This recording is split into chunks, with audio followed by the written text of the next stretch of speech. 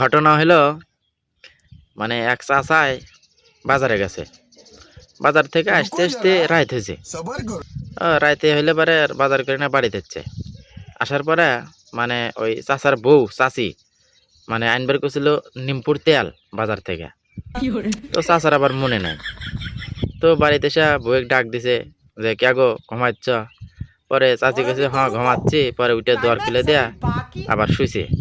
শুয়ে কইতেছে যে আমি ভাত মানে খাসি, আমি ভাত খাসি, আমার শরীর খারাপ, ভালো লাগতেছে না, তো তুমি পাতিলের মধ্যে ভাত আছে, তুমি বাইরে না খাও। তো কইতেছে তোমাকে যে নিম্বু তেল এনে কইছিলাম, তুমি কাঁচা নিম্বু তেল। আর চাচা কইছে আমার নিম্বু তেল নিয়ে আসার কথা মনে আসিল না, কালকে নিয়ে আসবানি। তো পরে চাচি কইছে তাহলে তুমি আন্দার কন্দারে অভি ভাত খাও আজকে, যেহেতু তেল নিয়ে এসো নাই, পাতিলের মধ্যে ভাত আছে, বাইরে না খাও। পরে চাচা কইছে আচ্ছা ঠিক আছে। আর বাজার গুলা ওই মাছের উপর থিয়ে দাও, চাচি কইছে চাচার বউ। পরে করার পরে চাচা করছে কি পাতিল থেকে ভাত বেড়ে নিয়া মানে ওই শাক ভাজা দিয়ে ভাত খাইছে। মানে শাক ভাজাবার কোনটা ওই চাচি ভাত নসনি দিছে, নসনি দিয়া সেই নসনি ভাতের পেলের উপরে থুয়ে দিছে। তো চাচা আবার সেই নসনিকে আবার শাক ভাজা মনে করে আন্দারে মানে অন্ধকারে মানে দেখা যায় নাই, মানে ওই নসনি শাক ভাজা মনে করে ওই নসনি দিয়েই ভাত খাইছে। খাওয়ার পরে খাওয়া দাওয়া উঠে কইতেছে যে কে গো শাক ভাজছো?